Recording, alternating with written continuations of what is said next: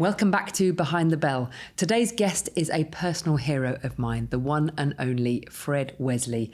I was so thrilled to meet him, and this conversation is packed with stories, wisdom and warmth. Fred talks about his unforgettable days with the likes of James Brown, Tina Turner, Parliament-Funkadelic, including what it meant to pay the infamous Turner tax.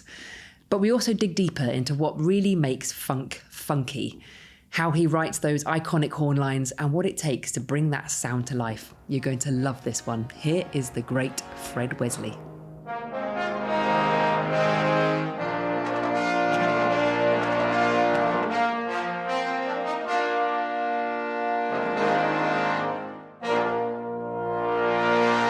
Thank you so much for joining us, Fred. I'm so glad to have been invited, It's just amazing to have you with us. Like I said, just before we started recording, I told some friends in the UK that I was going to be interviewing you, and they were just, their jaws hit the floor because you are such a legend of the trombone. And I want to know why you took up the trombone in the first place. Okay. Go for it. How we're on? Yeah. How did you start taking up the trombone? Actually, my grandma was a piano teacher, so I was taking piano lessons from my grandma at 3 years old. And as I grew up, my father had a big band, and he had all these instruments in the band. And I look at the saxophone and the trumpet, and had one trombone player. He was a wild and crazy guy, and. My father came to me one day and said, if you learn how to play the trombone, I was getting to be proficient on the trumpet and the baritone horn, So he said, if you learn how to play the trombone, I'll give you a job. I'm 12 years old now. Wow. So I did. I learned. I picked up the trombone, learned how to, by ear, mostly by ear, And he let me play in the band. And the rest is history. I continued to play bass and drums and other percussion instruments and piano a little bit, But I got most calls for the trombone. I'm a teenager, But I'm learning how to play the trombone as I go along, Amazing. It was the instrument that I was most proficient on at that time. Mm-hmm. And so you're earning money from age sort of 12? $8, $12. Yeah. But it builds up, doesn't it? Right. And so you say you sort of learn a lot from by ear. Do you think that stood you in good stead for the rest of your career? The rest of my career, yeah. My ear. Yeah. That's what got me. I never studied the trombone, how to play the trombone. The most the most intense lesson teaching that I got was in the Army. A guy named Joe Phillips. Do you know Joe Phillips? Oh, I know the name, yeah. He was a trombone player. He had played with Tommy Dorsey and people like that. He was a Navy chief at this time. And he taught me some things about the trombone that I had. He played out the side of his mouth, We laughed at him about that, but he was a proficient trombone player, And he taught me a lot about breathing and how to do a quick slide. Just things I remember about him, But the rest of it I learned from my ear, just by ear, That's amazing. And so it's sort of you learning from other people who've learned from other people. It sort of passes on, doesn't it? Yeah. That's right. It's so clever, isn't it? Yeah. And I feel like it's kind of a family as well. Trombone players, we kind of unite. I never knew there were so many trombone players in the world. But as I go around the world playing gigs, people that come up to me and ask for autographs are trombone players, I said, you a trombone player? You a trombone player? And what's amazing to me, and shouldn't be, but the girls play trombone, I'm right in front of you. I mean, young girls that play trombone.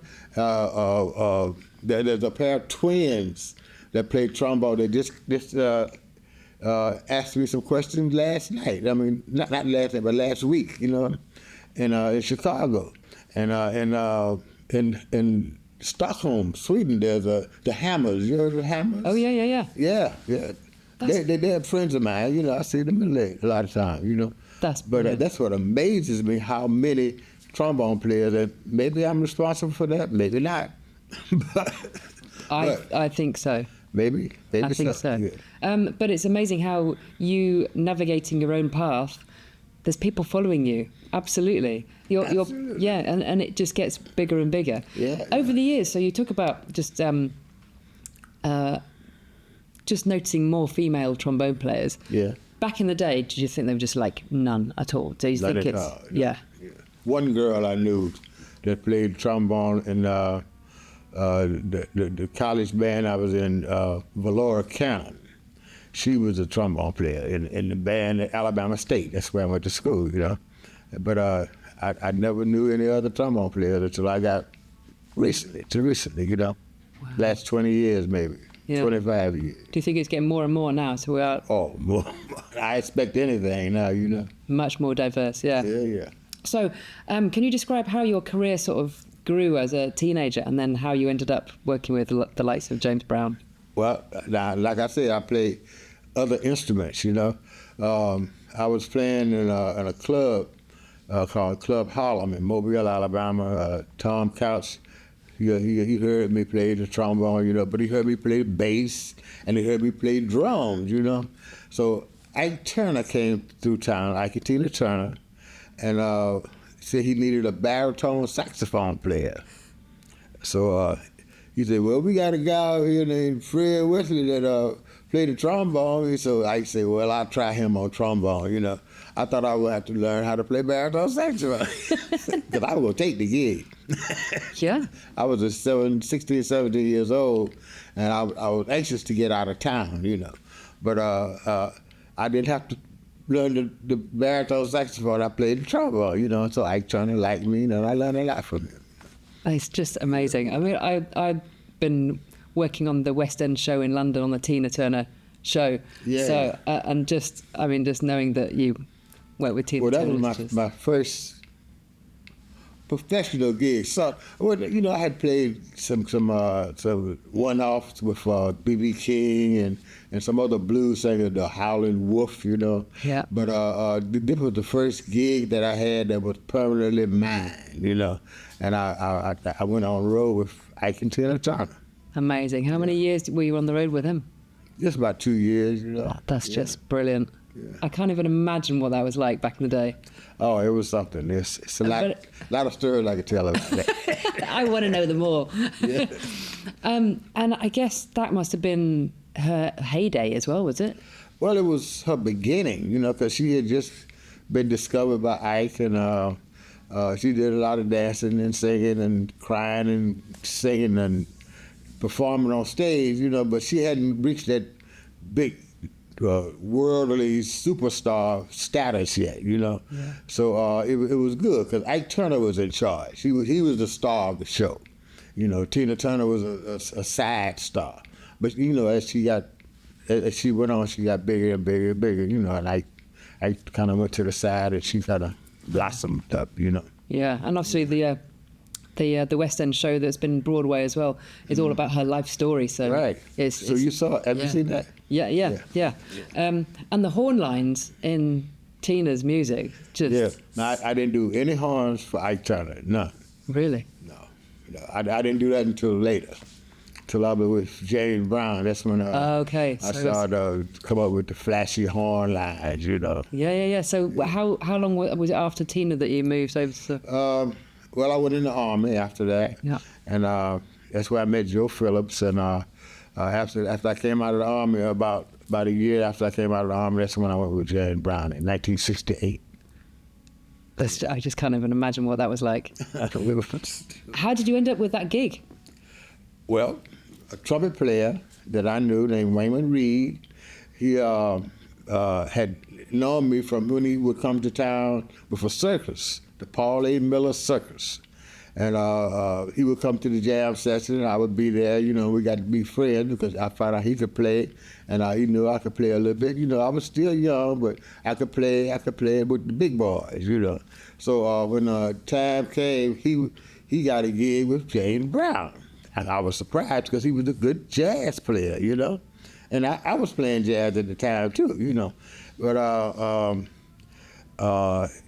we were with James Brown, and he invited me to come with James Brown. Asked me did I want a gig with James Brown. I said, I really don't, because it's not a jazz gig, I would rather have a gig with Horace Silver or Benny Golson or somebody, in the jazz world. But I wanted to get out of Mobile, Alabama, because I was back in Mobile. And I had a family, and James Brown would pay a decent salary, and he moves around a lot. So I knew I would get to New York and probably be discovered as a great jazz trombone player, But it didn't happen like that. Isn't it funny? So you follow the path. I did. But I played with James Brown for 2 years, and well, he fired me. And we disagreed about something. You don't disagree with James Brown. Yeah. And I moved to California. Got a call from Art Blakey. Amazing. Art Blakey and the Jazz Messengers. I had just moved to California. And I wanted that gig so bad, but with my family, and we had just moved, and I couldn't take the gig. With Art Blakey, but that was it. But that's how I got with James Brown. Wayman Reed, he recommended me for the job, but I got the job, and I kept the job for 2 years. Yeah, I love the way that, I don't know, the network, isn't it? It's kind of building your network, your colleagues around you. You never know where the next gig's going to come from. You never know. Yeah. Never know. And it came from a trumpet player. I mean, I did some touring with Sting, and it was an old trombone friend of mine from college. He'd given up the trombone, but he went into management in Universal, the record label, and he called me and said, we need a trombone player with Sting. So really? I was like, yeah, I'm free. But you never know where it comes from. You ever played with the Chops song? They played with Sting. Well, this back in the day, though. Oh, yeah, no, I just, yeah. You're a young person. Not quite that old yet. Yeah. I like to interview you, Oh, no. Maybe another time. You're far too fascinating. So, I mean, how do you feel like working with James Brown might have shaped your identity as a musician? Oh, he did wonders for my career as it was, because, things happen. Pee Wee Ellis, who was the band leader at the time, I was joined with James Brown, Maceo. They had all fallen out with James Brown, and they left me. And James Brown saw that I could kind of lead a band and could write a little music, so he made me the band leader. Yeah. And so I was band leader, and I disagreed with him on a point. We were trying to learn slides, sing a simple song, and I wanted to do the rhythm first and then practice the horns second, And James said, used to do the horns first. I went the other way around. That James used to do the rhythm first, and the horn, anyway, we disagreed on it. And he fired me, Wow. And so, well, I was glad because now I could go to California and pursue my real interest, playing a jazz trombone player. That's what I really wanted to do, Yeah. But I found out they had great jazz trombone players in California already. Carl Fontana, George Bohannon, so many jazz trombone players out there. So I kind of got lost in that shuffle, Yeah. But I got a gig with a band called Sam and the Good Timers, who had been in the band with Ike and Tina Turner. Oh, wow.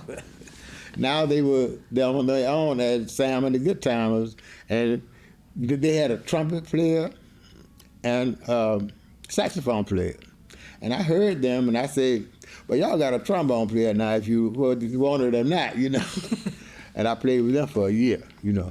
Amazing. I just love that. I mean, it's funny how I don't know, as a trombone player myself, I've studied classically, but I've ended up working in pop and jazz quite a lot, and I still do a little bit of classical as well, but you never know where it's going to go. You just follow it. That's what I did, just follow it, And I guess, I don't know, do you feel like there's some things you still are left yet to do? Me? Yeah. I certainly hope so. That's good. I certainly hope so. I still dabble into a little writing, I write by ear too, because I don't understand all the chord progressions and chords and stuff like this, but I learned how to notate pretty good. I use Finale, they have the Rico or something like that, you know. And I'm trying to write some things now, you know. That's amazing that you write by ear. By ear, you know. And the piano, a little bit. You know, I can play a little bit of piano, but I don't know how to just voice chords automatically. You know, I just have to do one note at a time. And I hope there's something out there for me now. You know? I do. I think there is. You know. So James Brown got you writing horn lines as well? Yeah. He was the first person I wrote horns for. Other than my own band, you know, I had my own band in Mobile and in Huntsville when I was in the Army and stuff. But he was the first artist that I had. I had written Hot Pants for James Brown, Big Payback, Papa Don't Take No Mess, and the JB, all the JB stuff. I had a hand in writing some of that music, you know. So me and James Brown got to be real tight when I came back in the band in 1971. So I did movie scores for him. Can you imagine me doing a movie score? That's incredible. And did 2 movie scores for him. You know, one was Black Caesar, and the other was Slaughter's Big Ripoff. And I wrote a lot of stuff for that, you know. And I was so fortunate. I had the use of the greatest musicians in the world in New York City to play the music that I was written, you know. And, you know, I tell you, I just learned to notate, and I don't understand too much chords, you know, so naturally I had some messed up music, you know. But the guys in New York, they didn't ostracize me or laugh at me or anything. They helped me. Brilliant. They actually helped me, you know. I mean, talking about Randy Brecker, he's still a good friend of mine. Joe Farrell, Gordon Edwards, you know, Jimmy Madison. These are great musicians in New York City. You might not know them now, but at that time they were the top cats in New York, you know. Yeah. And they actually helped me learn how to write and produce music, you know. I think from just my experiences, sometimes the people that are really up there at the top, that are actually the most welcoming and the most kind and the most nurturing. The most kindest people I ever knew, you know. Yeah. Dave Matthews was the arranger for James Brown, but I got to be the arranger for James Brown. They see me coming, here comes Fred with that messed up music, you know, let's straighten it out for No, but I actually got to be pretty good at it, you know. Well, it's a kind of lots of things are trial and error as well, isn't it? So yeah, especially with James Brown. Really? James Brown would tell you to write some of the most ridiculous stuff you ever heard in your life. And I had to do it, you know. He said, well, use the timpani here and use the harp right here and I want some strings on this. And I said, I get how you use a harp? Timpani? I said, I don't know what, but I had to do it, you know. And I did it, and you know, we had a harp player that understood me. Her name was Corky Hale. She was a great harp player. She could play everything. And I can't think of the other one's name, but they actually sat in the studio with me and worked parts out, you know. I had a great experience, but the first few years of 1971 to 75, I worked in New York, doing James Brown music, with the movie scores and the regular records, you know. And I listened to some of that stuff and I said, some of that is pretty good, you know. Pat yourself on the back there. This is good. Today's episode is brought to you by S.E. Shires. S.E. Shires has been setting the standard in brass instrument craftsmanship and innovation since 1995. Headquartered in Holliston, Massachusetts, the instruments built in our workshop have helped shape the sound of brass music for decades. Known for their rich tone, effortless response, and incredible clarity, S.E. Shires trombones deliver the flexibility and power serious musicians demand. Each instrument is meticulously crafted to inspire excellence because that's what today's trombonists deserve. Explore the Custom Series, the ultimate option for brass players who demand the very best from their equipment. These instruments are the pinnacle of craftsmanship, quality, and performance. Discover the Q Series, offering Shire's performance and power at an approachable price. And new this year, the A Series, bringing the Shire's sound to students and educators like never before. S.E. Shire's trombones are masterfully built and uniquely yours. Visit seshires.com or stop by our booth at an ITF to find the horn that's built for you. This podcast is brought to you by Greg Black Mouthpieces. Greg Black Mouthpieces is proud to support the 2025 International Trombone Festival as a gold sponsor. It's always a special time attending ITF and seeing our friends gather from around the world. And we're delighted to announce a wonderful new partnership with our newest retailer in Canada, Long & McQuaid. We're excited to grow our relationship with Canada's largest music store, who shares in our longtime passion of helping musicians find the best equipment to express their art form. To find out more about Long & McQuaid or any of our other retailers, please visit gregblackmouthpieces.com and be sure to follow us on Instagram and Facebook for all the latest news and updates. Behind the Bell is sponsored by C Sharp Editions. Whether you're looking for a piece to add to your next solo recital, trombone quartet concert, or trombone choir program, C Sharp Editions has you covered. Recent additions to the catalog include Chris Sharp's Denton Sonata for tenor trombone and piano, Brandon Merville's Chrome Heart for bass trombone and piano, and John Fannon's Legacy Fanfare for 6 trombones.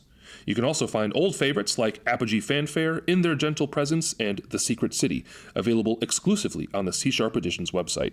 C Sharp Editions is currently offering listeners of Behind the Bell an exclusive discount.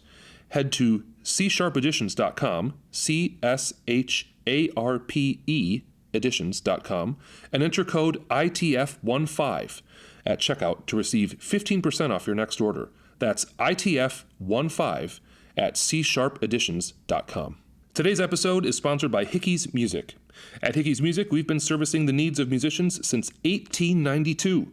We've become known for our vast library, serving as a go-to resource for music directors and soloists the world over.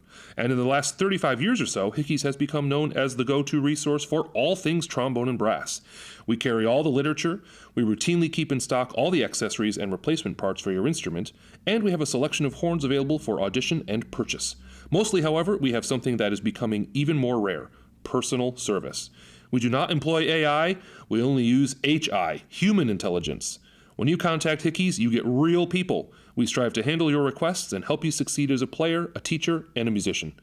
Visit hickeys.com. We'd love to make you our next fan of Hickey's.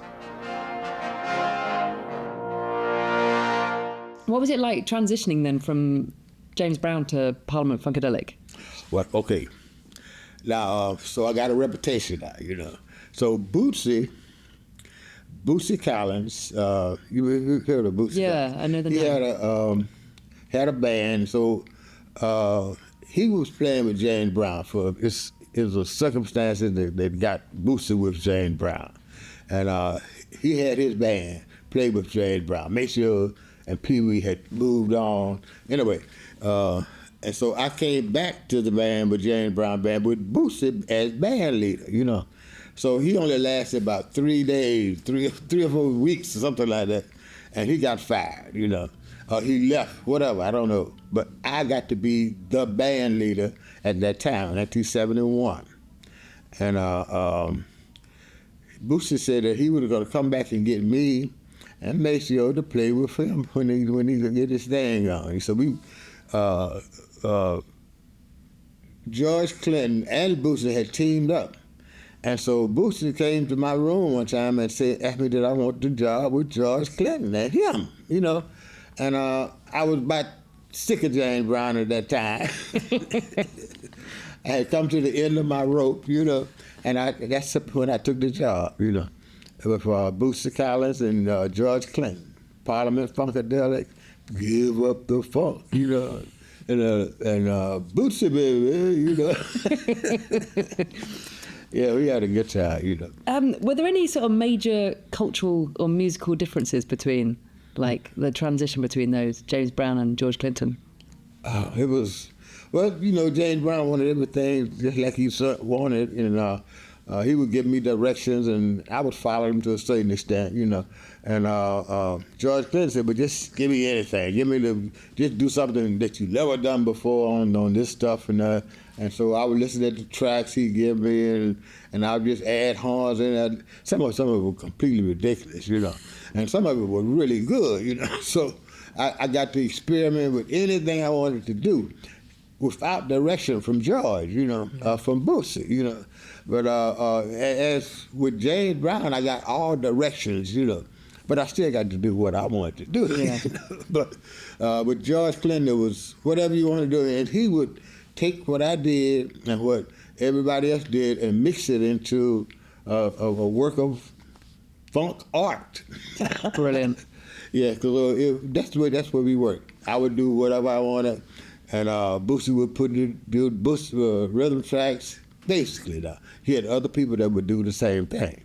And the vocalist, he would do the vocals and stuff, and then we mix it into a great work of funk art, like I said, Funk art, I like that. Mm-hmm. So do you think having more of a free reign helped develop your own voice as a I think so. writer, Richard? I learned a lot about myself and the things that I wanted to do when I was working with George Clinton and Boosie, When I do my records now, I always think about the thing that I did with George that never got on record, Wow. That never got on from Boosie, never got out of the studio, And I use some of that stuff right now, that you wouldn't believe it was some hot stuff, Oh, I love it. Yeah. I love it. So how I mean, if you were to give advice to people that are writing horn lines now,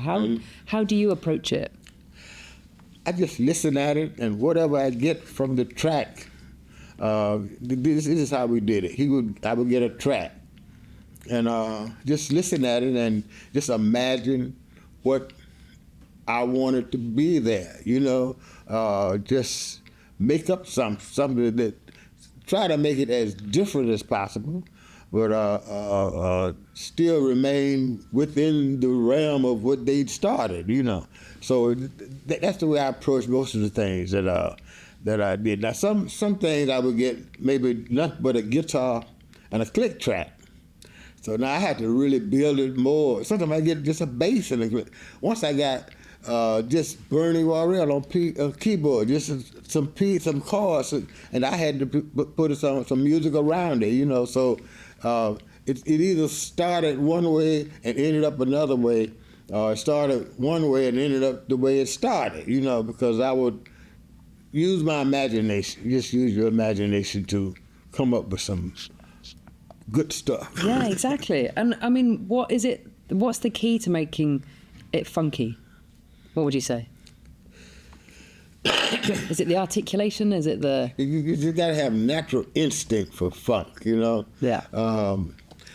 Naturally, the scale is the minor scale, and the blues scale, as they say, maybe that's where most of it comes from. But some of it's not that. Some of it is some other things that make it funky. The main thing that'll make it funky is the attitude with which you play it. Because I had Maceo and Cush and Rick playing the horn part that I wrote, and they would bring an attitude with it.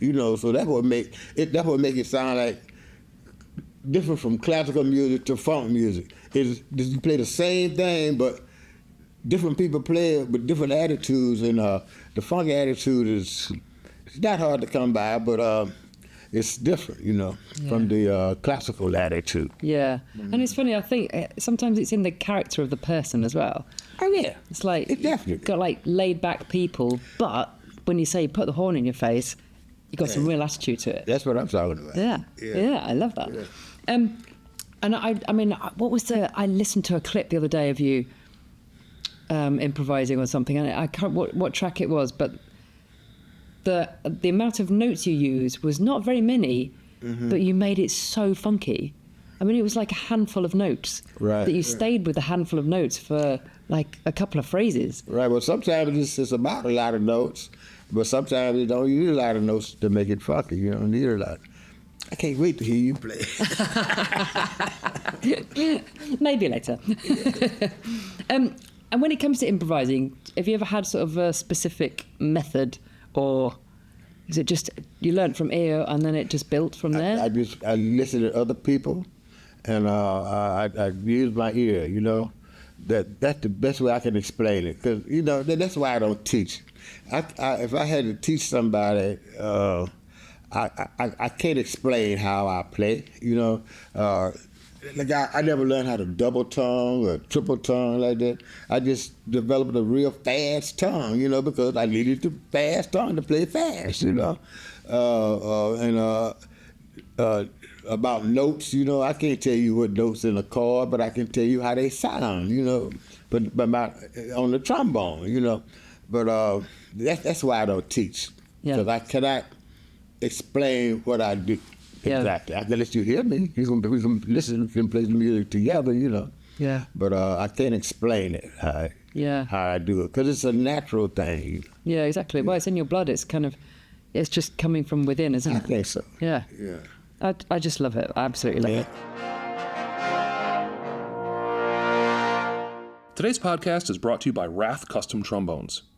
Rath Custom Trombones are bespoke modular instruments handcrafted to the highest of standards in England and played all over the world. Each Rath Custom Trombone is constructed by hand at the Rath Workshop in the north of England. Michael Rath trombones are found in almost every conceivable musical situation, in symphony orchestras and opera houses, in film and television studios, in pop and commercial music groups, as well as brass bands, wind bands, big bands, jazz and funk groups, and so many more genres and ensembles. Widely acknowledged as being amongst the best instruments available, many of the world's leading performers choose to play a Michael Rath trombone. Artists such as Mark Nightingale, Aubrey Logan, Carol Jarvis, Dennis Rollins, Brett Baker, and the Black Dyke Band are among the performers all over the world for whom Rath is their instrument of choice.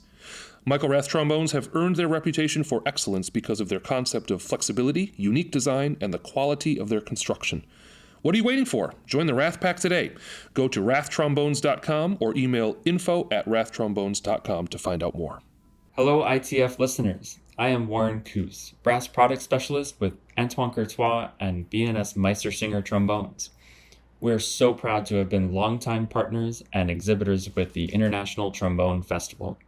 Fun fact, Antoine Courtois is known as one of the oldest manufacturers making modern brass instruments today. We work with top artists around the world to provide a unique and elegant sound for players.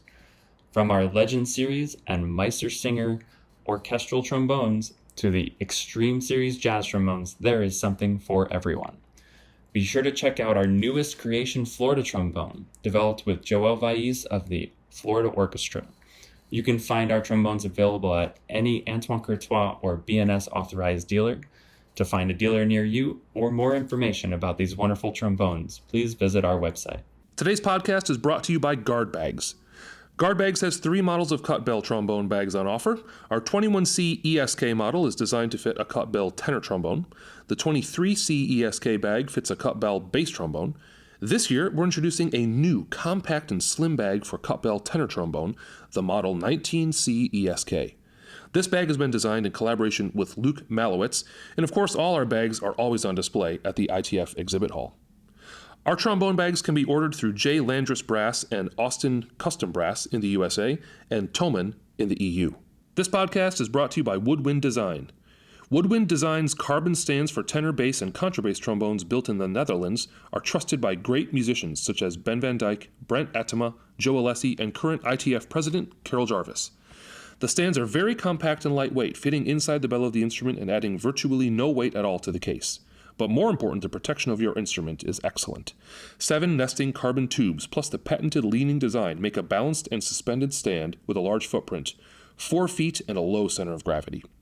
Visit woodwinddesign.com for more information. While you're at it, also check out our tablet and music stands that are at last high enough, as well as our solution for every musician's pain in the rear, chairs that are way too low and leaning back. The Dutch butt lift. Butt lift, because that's what it does. Dutch, not Brazilian. woodwinddesign.com. If you're enjoying this podcast, then don't forget to hit the follow button so you don't miss each episode when it gets released. And also, you can meet these legends and heroes and all the rising stars in the trombone world if you come to an international trombone festival. Just head to internationaltrombonefestival.com to find out more.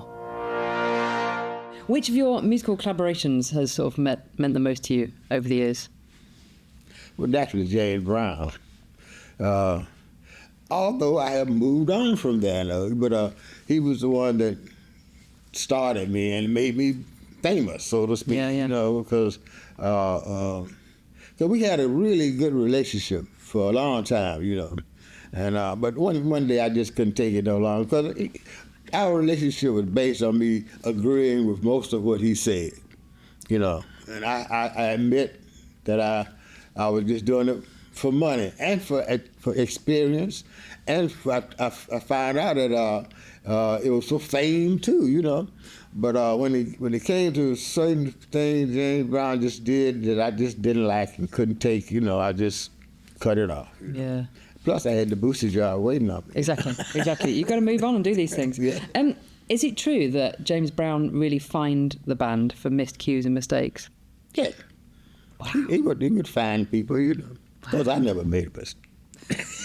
No, you were perfect. The mistake I made, he fired me. Yeah, I know. That's more than a fine. Yeah, he would actually. That was a fine system. It was a fine system with Ike Turner too, you know. Really? They just call it Turner tax, you know. Turner tax. Yeah.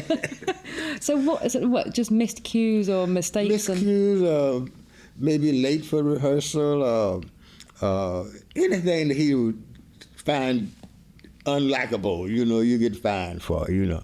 Wow. Once I got fined for having blood on my shirt. We had played 5 shows at the Apollo Theater, and my lip was bleeding right here, and the blood had got on my white shirt. And he saw that blood. He said, "What are you, son?" I said, that's blood, Mr. Brown. So I got a $50 fine for it, you know. Oh my God. So whatever he thought Wow. warranted a fine, you got a fine for. So did it feel like almost too restrictive and too strict? What he was trying to do is make his band look and sound as professional as possible. He loved Duke Ellington, Count Basie, Tommy Doss. He loved the band, how they dressed in suits and things, you know, how they would, yeah. And he wanted his band to look like that, you know. And anything that deviated from that, you might get a fine for, you know. Like if you didn't show up in a suit, then you got a fine for that. Wow. It could be anything, you know. Wow. Are there any moments in your career that you will literally never forget? Like really huge moments? Yeah, like, I always say this, the Rumble in the Jungle. We did a music festival in Zaire, Congo, 1974. That was the most fun I ever had and the greatest experience that I ever had. It was when Ali and Foreman were going to fight. They had a music festival before that. They had everybody there, B.B. King, the Spinners, Sister Sledge, Pointer Sisters, and James Brown, you know. And we got to play every night. It was a 2-week event. And play every night, and B.B. King would perform, and the Crusaders, Wayne Henderson, and the Crusaders would perform. I got to meet Wayne Henderson. Wow. And that was the greatest experience of my whole career. Wow. Yeah. That's just amazing. I can't even imagine. Can't even imagine it. Yeah. Are there any wild or funny, I mean, you say you've got lots of stories, but have you got any sort of stories that you love to tell, or maybe stories you've not really shared much that you're willing to share? I don't know. I could talk to you for hours, hearing all the stories. I can't think of any one clean story That you're allowed to say, yeah. There are some stories that I could tell you once we were in Africa. This is another time, but Nick Maceo, Charles Sherrill, Martha High, Danny Ray, all those were close friends of mine. We used to play cards at night, you know. And so this was an off night. James was in one hotel, James Brown, and I was in another hotel. We were all in another hotel. So we were sitting down, we were playing cards, you know. The phone rang, and it was James Brown. For me, it was in my room. And so as I was talking to him, so everybody was going to be quiet and let me talk to him, right? So they would do crazy things, like pour water on my head, you know. I said, yes, sir, Mr. Brown. Are you exactly right, Mr. Brown? They would tie toilet tissue around my ankle. They would do anything to make me laugh or make me crack up, you know, because, you know, James didn't like for you to play cards with each other in the room, you know. So that's one funny story I could tell you, you know. But they did everything they could think of to make me laugh, but I never cracked one time. I don't know how you do that. I laugh at any moment. Just to sort of start rounding up, you're such a legend of the trombone, especially to me. Have you got any advice for sort of, I don't know, trombone players that have decided that having tried all the genres, they think, right, funk, that's what I want to do. What would be your advice to a young trombone player today that wants to play funk? Yeah. Well, listen to me. Yeah, totally. No, I mean, like I said, funk is more of a natural thing to me than anything else, you know. But if you learn the trombone thoroughly, you know, learn all your notes, all your scales, and how to play the trombone, you know, and then just think about what you would like to do with a real funky track. You know, I got some funky tracks I can show you, and just let you play with the tracks and see what you come up with. You know, see what's in you, and you know that outside of you is the trombone. You got that. You know, learn that first. See, I learned backwards. I learned how to do funk, and then got the trombone to play it on, you know. But if you learn the trombone first, then I think you could find the funk within yourself, you know. Yeah, once you've got the technique and the sound and... Yeah. Well, you could either sound like trombone shorty. Yeah. Or J.J. Johnson, you know. So it's ways to do it, you know. That's just brilliant advice. I know you said earlier on that you hope you've still got things you want to do. Oh, yeah. Have you got any sort of future projects you're working on now, or? I hate to tell you, now you probably laugh if I tell you, but I'm writing a funk symphony. I am absolutely not going to laugh. I can't wait to hear that. I've got maybe the first 16 bars already. I keep my computer with me all the time, so when I come up with ideas, I'm listening to Johann Christian Bach as a guide of how to do it, you know. Wow. And nobody's telling me how to do it. I'm listening I'm using my ear, you know, and I'm writing music according to his patterns. Not necessarily his pattern, but the way this is his movements, you know. Uh-huh. What, like fugue type thing, or like? Fugue is in it, you know. I wrote a fugue, you know, it's called Peace Fugue. You never heard Peace Fugue? No, I haven't heard that. Oh my goodness. Have I not heard that? Have you ever heard El Paso? El Paso, yeah. Have you ever heard Beautiful Temptress? Beautiful Temptress, yeah. You have that? Okay, all right. So you're not completely out of the dark. No, not completely dark. No, not at all. Yeah, but yeah, that's what I'm gonna try to do. And I got a promise from the conductor, I can't think of his name, of the Louisville Symphony, to do it when I finish it. Amazing. Yeah. So look for it. You've got a premiere sat there waiting. Yeah. Okay. I can't wait to hear it. I can't wait to do it. Well, all the very best of luck with that. And thank you. Thank you so much. All right. For chatting. And I can't wait to hear you play. Okay. Deal. All right. Huge thanks to Fred there for that interview. We are so lucky to have had him on this podcast. This is the end of the first season, but we have so many amazing guests lined up for the next season. So get following and you won't miss an episode. Thanks for listening. This podcast is brought to you by Butler Trombones. Butler Trombones is a Texas-based company known for designing and building trombones and trombone components using carbon fiber, a unique construction material in the world of brass instruments. Here's why Butler Trombones and their carbon fiber instruments stand out. They're ultra-lightweight. Carbon fiber construction significantly reduces the weight of the instrument compared to traditional brass, making them easier to hold and play for extended periods and potentially reducing fatigue and stress on the player's body. They're durable. Carbon fiber is a very strong and resilient material, offering enhanced durability compared to traditional brass instruments. The responsive and focused sound. Reviews consistently praise the instrument's responsiveness, clear articulation, and focused core sound.